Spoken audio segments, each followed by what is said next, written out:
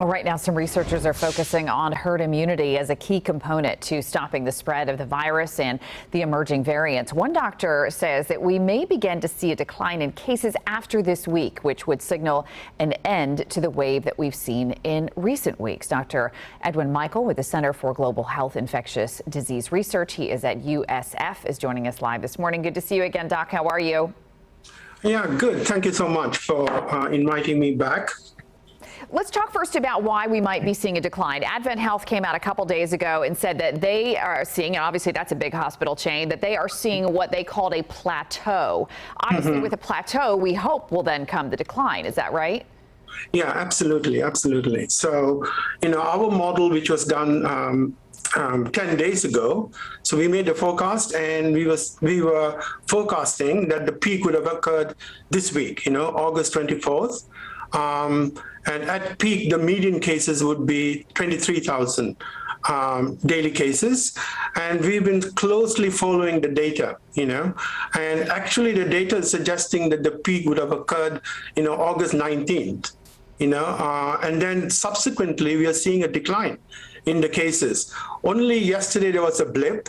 26,000 cases were reported, but that could be a delay in the reporting or a case dump, which we are seeing, lately in the process. But we are, the cases seem to be tracking what the model is predicting, and the model is saying that after you pass the peak, this will only go downwards.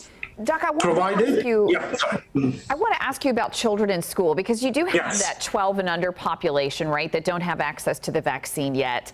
What are your concerns there, especially now that the children are back in school? Yeah, that is a big concern, So right now we should be around 78% of the population should be immune. When we made the predictions 10 days ago, it was around 75%. That is a combination of vaccination and naturally acquired immunity. And with the Delta variant, we think herd immunity will be reached when you have 90% of the people vaccinated. So therefore, we have a gap, about 12% to go until we reach herd immunity. And most of this will be school children, right, which are unvaccinated. And so that, so once the FDA clears, vaccines for school children, under 12s, then hopefully we can bridge that gap, quite substantially.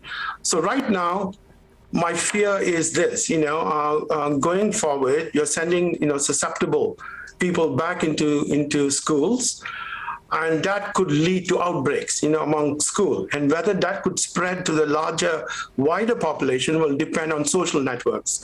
Whether children who are not wearing masks also belong to households who are, not are refusing vaccines or not wearing masks.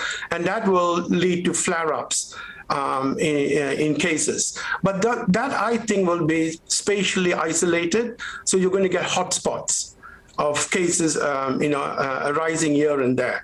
And still, we have reduced the fraction susceptible overall in the population. That means any resurgence, it'll just prolong, to the end of the pandemic. But, in some areas, you might get substantive, cases. But other places will be safe, where you have a lot of people vaccinated and are wearing masks. Doc, we've seen obviously what the Delta variant did in India and some other parts of the world, obviously devastating effects, and now it's here. We're seeing what is happening here to us. Are you concerned that there could be another strain down the line?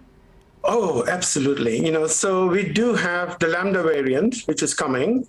And this is another reason why we have to vaccinate as rapidly as possible, so we reach herd immunity and don't give a chance for any emerging mutants to spread, to have widespread transmission in the community.